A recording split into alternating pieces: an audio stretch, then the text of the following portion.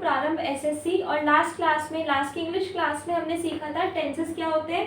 Tenses 3 तरह की होती है, 3 पार्ट्स में डिवाइडेड होती है, past, present and future. Again present के भी कितने क्लासिफिकेशन है, अगेन 4 क्लासिफिकेशन है।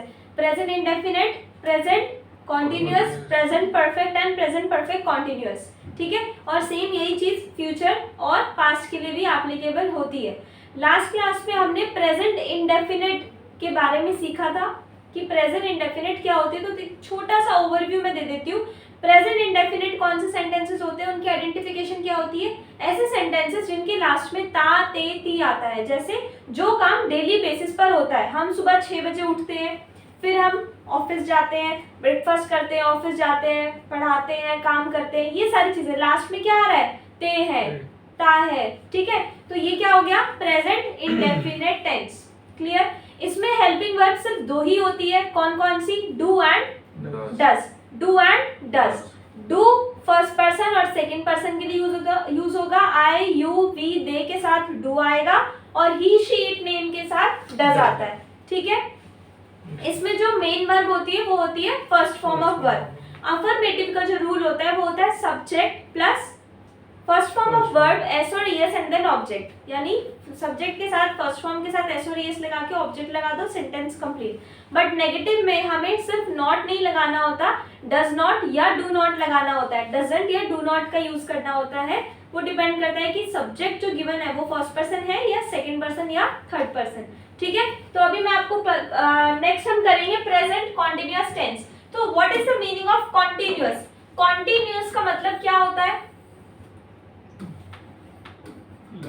लगातार। कॉन्टिन्यूअस का मतलब क्या होता है, लगातार, यानी ऐसी घटना जो अभी हो रही है, अभी चल रही है। तो इससे हम क्या पता लगा सकते हैं, इससे हम ये पता लगा सकते हैं, इसकी जो आइडेंटिफिकेशन होगी,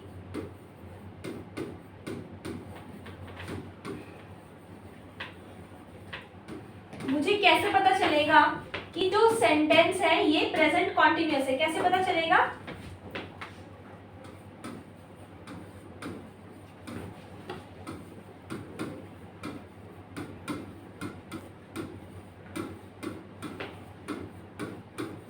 जिन वाक्यों के अंत में, जिन सेंटेंसेस के लास्ट में रहा है, रहे हैं, रही है, आ रहा हो, यानी ऐसे सेंटेंसेस जिनके लास्ट में रहा है, रही है, रहा है, ये आ रहा है, ठीक है, ठीक है। जैसे बच्चे साइकिल चला रहे हैं, मम्मी खाना बना रही है, पापा ऑफिस से घर आ रहे हैं, बच्चे शोर मचा रहे हैं, तो ये सारे सेंटेंसेस क्या है, प्रेजेंट कॉन्टिन्यूअस टेंस, ठीक है। तो ये समझ आ गया आपको आइडेंटिफिकेशन क्या होती है। Next we have helping verb, helping verb and main verb.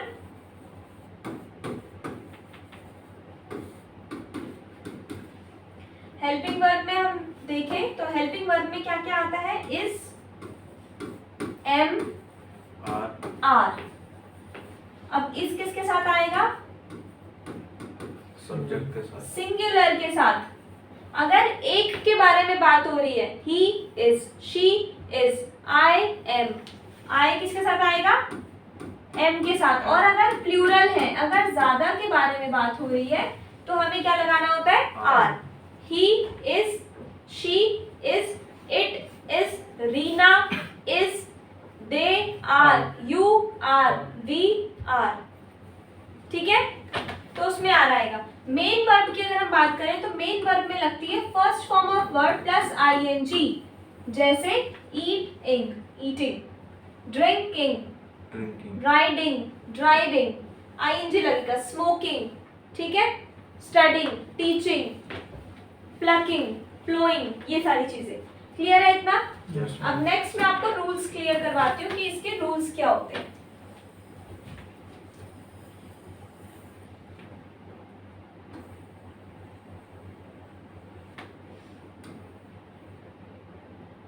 Rules देखो, There are 4 types of sentences: affirmative, negative, negative, interrogative, interrogative, negative and negative, interrogative. Clear है इतना? yes ma'am, अब देखते हैं रूल्स पे बात करते हैं, ठीक है? कुछ नहीं करना, जो ऊपर इंफॉर्मेशन दी हुई है उसको मर्ज कर दो. Affirmative, which will be subject plus first subject plus is MR plus first form of verb ing and then object.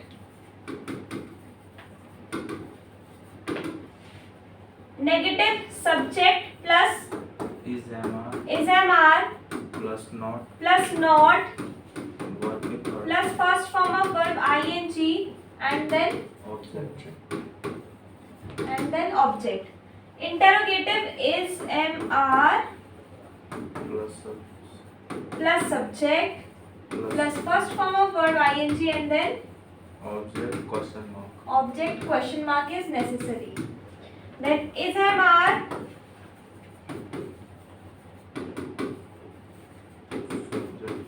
subject plus not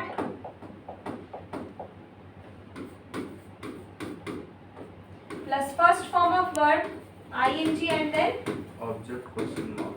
object question mark. तो ये हो गई रूल्स की बात, ठीक है? अब मैं आपको एक चीज और बता दूं, ये जो क्वेश्चन वाले हैं ना, इनमें आप आगे WH फैमिली वाले वर्ड्स लगा देंगे अगर गिवन होगा तो. जैसे पापा ऑफिस से घर आ रहे हैं, पापा ऑफिस से घर नहीं आ रहे हैं. क्या पापा ऑफिस से घर आ रहे हैं? क्या पापा ऑफिस से घर नहीं आ रहे हैं? तो ये तो हो गया सिंपल. बट अगर मैं बोल दूं पापा ऑफिस से घर क्यों नहीं आ रहे, क्यों, वाई, तो फिर वाई कहाँ लगेगा? शुरू में ही लगेगा, इधर. ठीक है? और उसके बाद is am are use होगा. ठीक है, समझ आ गया? जी मैम. तो ये हो गए प्रेजेंट कॉन्टिन्यूअस टेंस का रूल. अब हम क्या करते हैं, हम एक क्वेश्चन ट्रांसलेट करके देखते हैं, ठीक है? एक एग्जांपल दो मुझे. बच्चे पढ़ रहे हैं, तुम तो पढ़ते नहीं होगा. मार्क्स नहीं आते, मार्क्स तो आते हैं, हम तो पढ़ के तो आते हैं. बच्चे पढ़ रहे हैं. नहीं पढ़ते हो. बच्चे मतलब चिल्ड्रन. आर ज्यादा है ना, Yes, तो क्या लगेगा? Are. Children are playing, studying, खेल नहीं रहे, sorry, पढ़ रहे हैं. Sorry, children are studying. Negative, children are not studying. Interrogative, are children Are children studying, studying? Question mark. Negative interrogative, Are children not studying. question mark. समझ आ गया? जी ma'am. Clear है? एक और आज एक्सप्लेन करूंगी मैं आपको, ठीक है? पहले आप क्या करें, इसके कुछ एग्जांपल्स कर लो. पहले इसके कुछ एग्जांपल्स कर लो ताकि थोड़ा सा क्लियर हो जाए. ये इसके एग्जांपल है प्रेजेंट कॉन्टिन्यूअस टेंस. जैसे मैं किताब पढ़ रहा हूँ, मैं गाना गा रही हूँ, बच्चे खेल रहे हैं, तुम खाना खा रहे हो, हम टीवी देख रहे हैं, वह साइकिल चला रहा है, पिताजी अखबार पढ़ रहे हैं, माँ सब्जियां काट रही हैं, वे स्कूल जा रहे हैं, तुम मुझसे बात कर रहे हो. ठीक है, आज की क्लास में इतना ही. नेक्स्ट क्लास में हम नेक्स्ट कंटिन्यू करेंगे. Thank you so much.